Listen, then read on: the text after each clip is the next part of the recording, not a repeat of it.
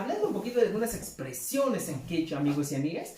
Hablo del quechua cuando decimos abrázame, bésame, acaríciame, agárrame. Todo lo que son acciones que caen o que otra persona va a hacer y va a afectar a nosotros, se o termina en el guay. Escuchen bien, guay. Por ejemplo, yo digo abrázame, marcaricu, guay. Si yo digo bésame o dices a tu enamorada bésame, mucha guay.